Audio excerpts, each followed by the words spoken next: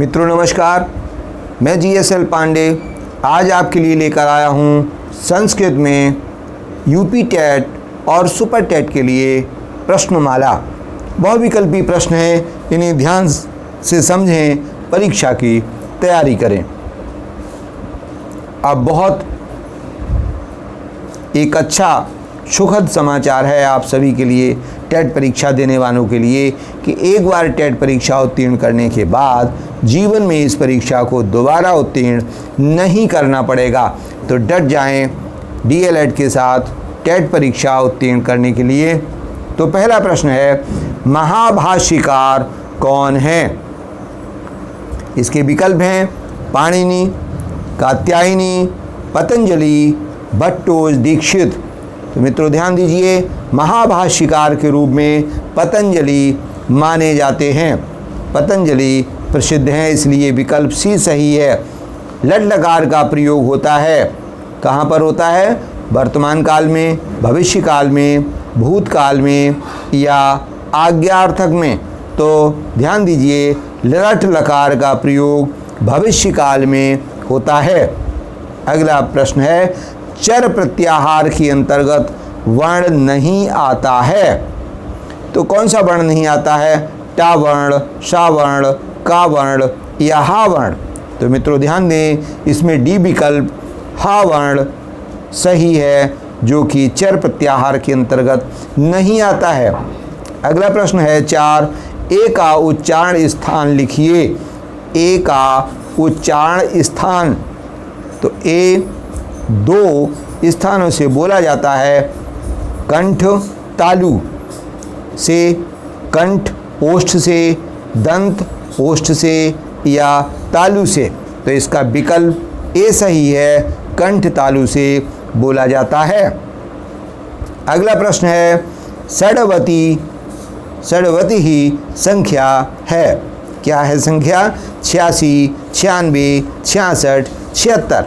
तो सभी में इकाई 6 है, पहचानना थोड़ा कठिन है, लेकिन ध्यान दीजिए ये 96 विकल्प बी सही है। इसे हम 96 को षड्वती ही कहते हैं। अगला प्रश्न है, नदी शब्द का पंचमी एक वचन रूप है। इसके विकल्प हैं नद्यै, नद्दाः, नद्दाः और नद्याम। इसका विकल्प सी सही है, नद्दाः सही है। अगला प्रश्न 7, नंदिनी का आसीत। महसी, कामधेनु पुत्री, पशु, देवी। तो इसका विकल्प भी सही है, नंदिनी कामधेनु पुत्री आसीत, कामधेनु की पुत्री थी। अगला प्रश्न 8 है, को अन्यो हुतवदाहाद दग्धुम प्रभवती। यह अभिज्ञान शाकुंतलम का एक वाक्य है और इसमें पूछा गया है कि दूसरा कौन है जो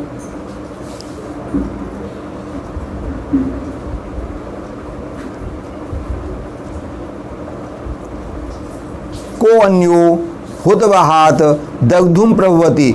दूसरा कौन है जो गर्म जल से जला सकता है? यह कथन किसका है? प्रियंवदा का, अनसुईया का, गौतमी का या कंड ऋषि का? तो इसका सही उत्तर है अनसुईया का यह कथन है। अगला प्रश्न है, लब धातु में त्यक्त्वा प्रत्यय का रूप होगा। लभित्वा, लब्ध्वा, लभित्वा या लभध्वा। तो इसका विकल्प बी सही है, लब्ध्वा इसका सही उत्तर होगा। अगला प्रश्न है, भू धातु लोट लकार मध्यम पुरुष बहुवचन का रूप है। कौन सा रूप है? पहला है विकल्प भवत, दूसरा भवथ, तीसरा भवतः और चौथा भवता।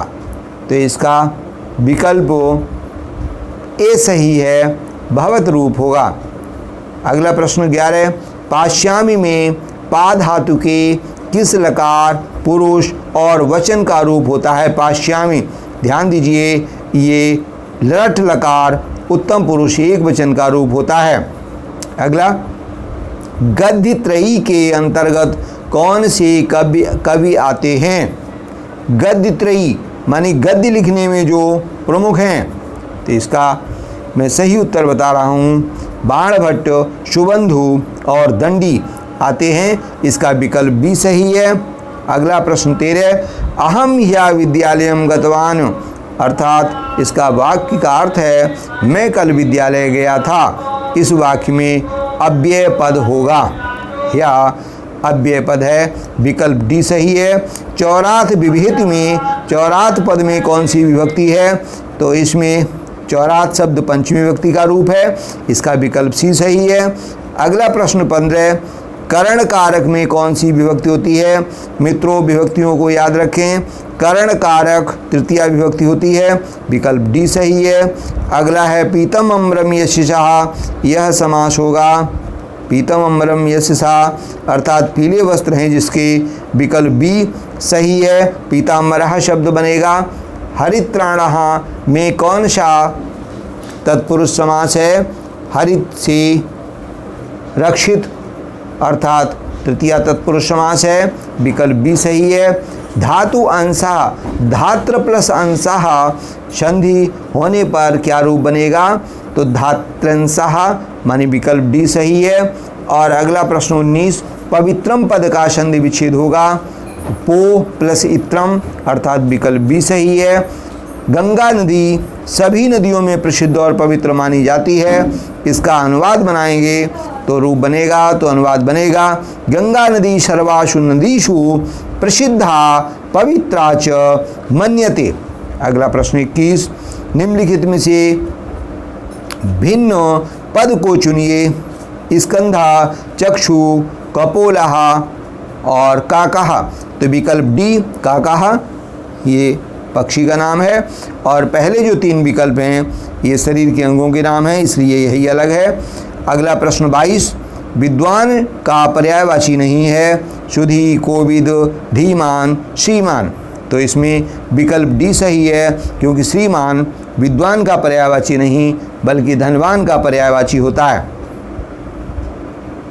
चाहिए अर्थ में प्रयुक्त प्रत्यय है, तो ध्यान दीजिए तबियत और आनियर प्रत्यय चाहिए शब्द में प्रयुक्त होते हैं, इसलिए ये विकल्प सी सही है। अगला टी संज्ञा करने वाला सूत्र है, अचो अंत्यादि सूत्र टी संज्ञक माना जाता है, इसलिए विकल्प बी सही है। रघुवंश कैसा ग्रंथ है? तो मित्रों रघुवंश महाकाव्य माना जाता है, महाकाव्य है कालिदास के द्वारा रचित, इसलिए विकल्प बी सही है।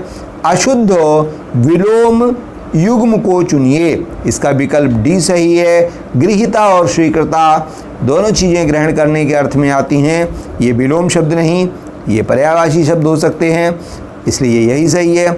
27वां, मौन पठन में क्या दोष होता है? मित्रों मौन पठन करने में चूंकि उच्चारण करना नहीं पड़ता, इसलिए उच्चारण पर कम ध्यान रहता है, इसलिए विकल्प सी सही है।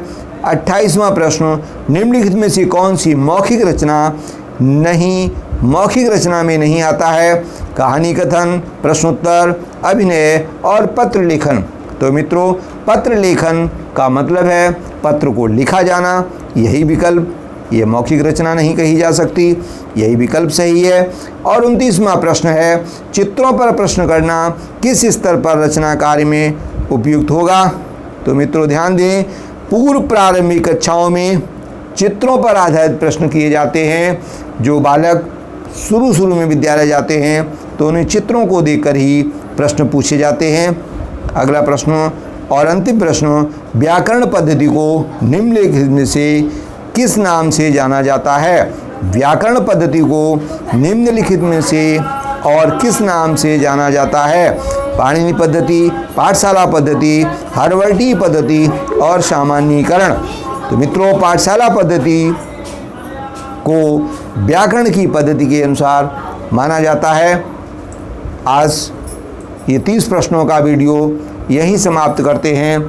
मित्रों ये प्रश्न टेट परीक्षा में निश्चित उपयुक्त हैं, काम आएंगे, इसको ध्यान से अध्ययन और मनन करें। जय हिंद।